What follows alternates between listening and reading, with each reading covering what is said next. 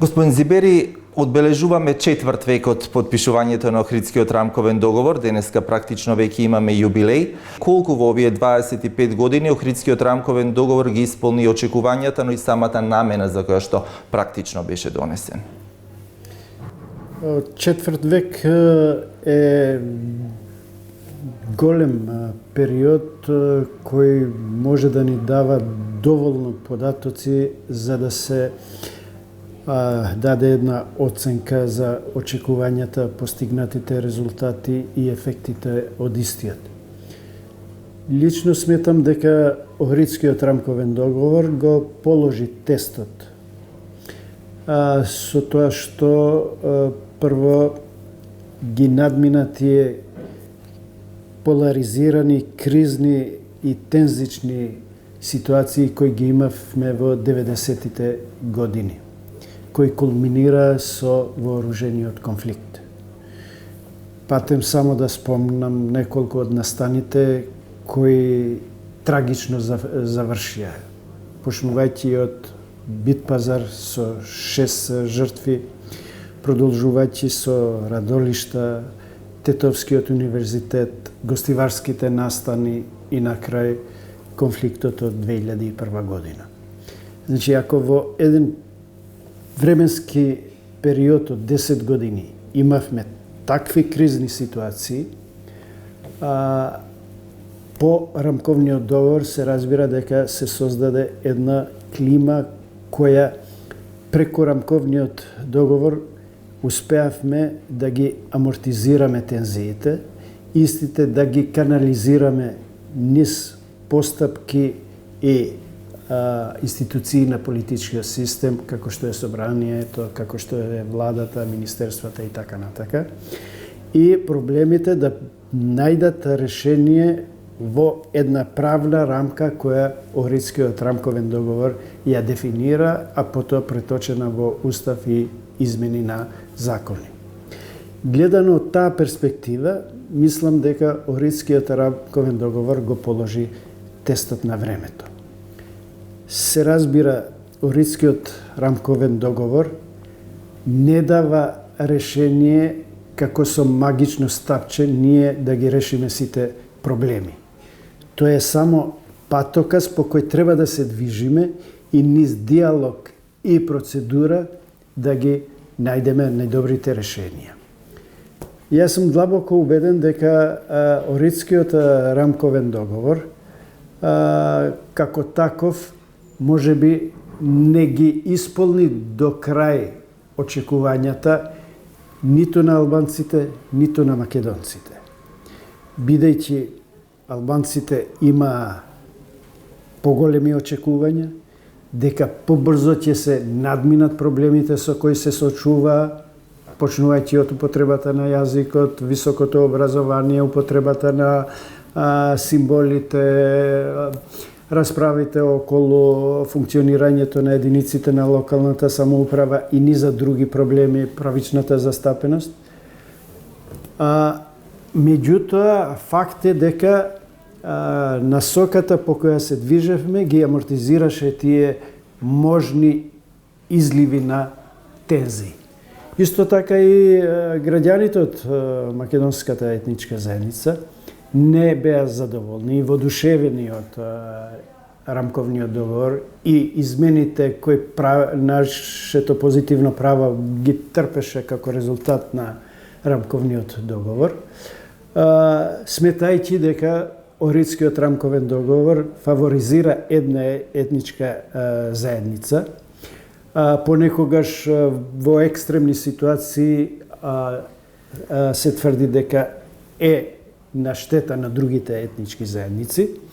И овие две становишта, за жал, продолжуваат да живеат во нашата јавност како перцепција. Лично сум убеден дека ниту едното, ниту другото становиште е точно, туку напротив сметам дека Охридскиот рамковен договор создаде една добра платформа да може низ политички диалог да се најдат решенија кои ќе овозможат продолжување на нашиот процес понатака. Ја спомнавте 2001-та, токму тоа ми е следното прашање, ја научија ли политичките партии лекцијата од 2001-та, ако ги земеме предвид сите оние реторики кои што излегуваат од партиските кујни и оние партиски препукувања од една страна и од друга страна, еве, веќе години наназад имаме некое непишано правило каде што за ист настан, овде мислам конкретно еве на последниот случај на партиите од албанскиот политички блок, неколку години наназад гледаме дека вреди конкретно вчера имаше панел дискусија во клубот на пратеници додека Демократската Унија за интеграција веќе најавија свој настан за истиот повод. Поларизацијата на политичка, етничка, па ако сакате и на верска основа, за жал е одлика на нашето општество. И може би ќе треба уште многу време овие поларизации не да се елиминират, зашто тоа може би и не е природно, но да се амортизираат во насока на тоа да се избегнуваат крајности кои се претвараат во кочница на развојот. Зашто имаме често пати такви поларизации кои доведуваат до блокади на системот, блокада на функционирањето на институциите, блокада на носењето на прописи, почнувајќи од закони па натака.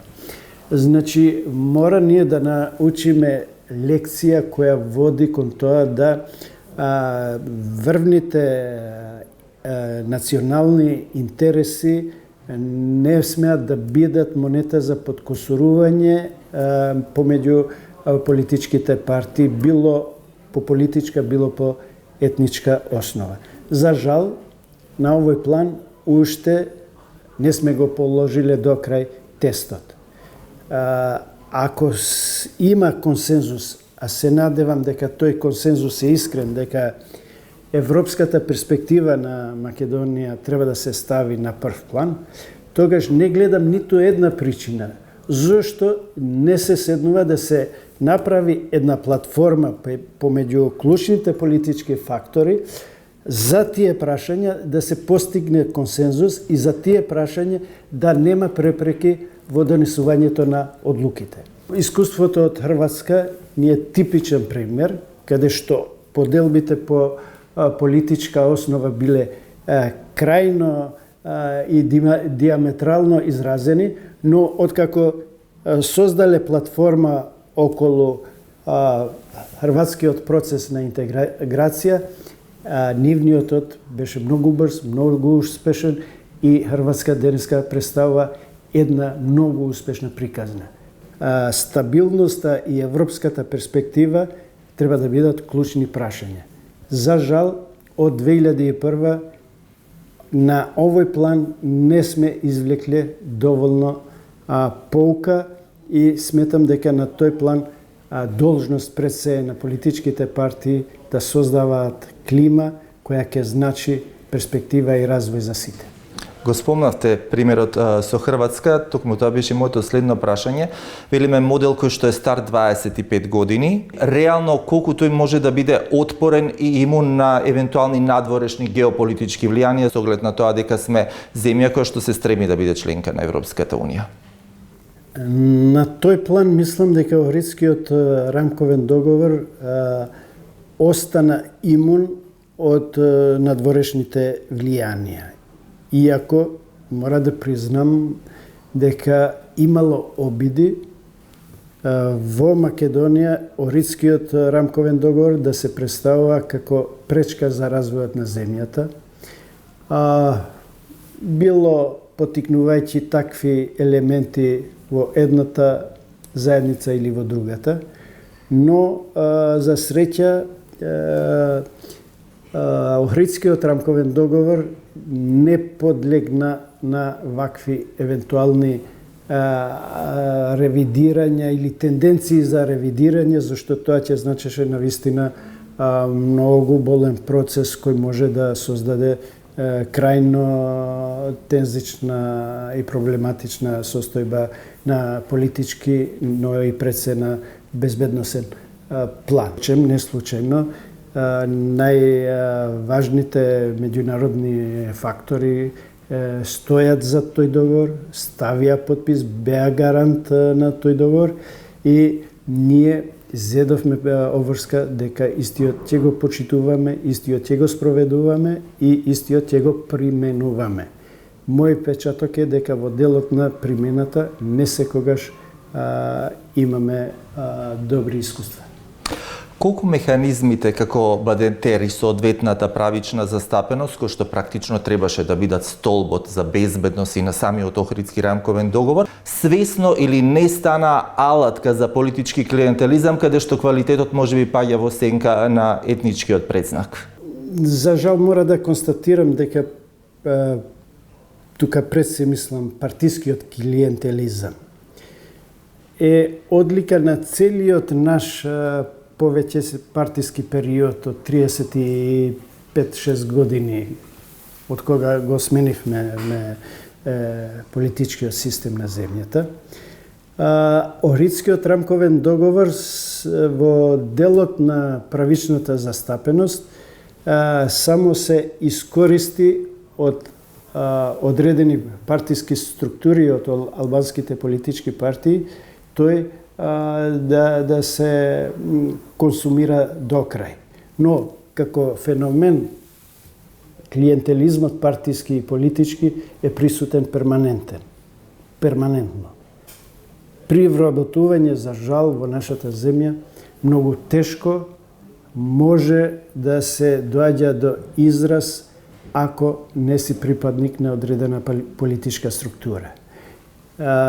Во раководните позиции да не зборуваме за било кое, од директорски па надоле и па нагоре.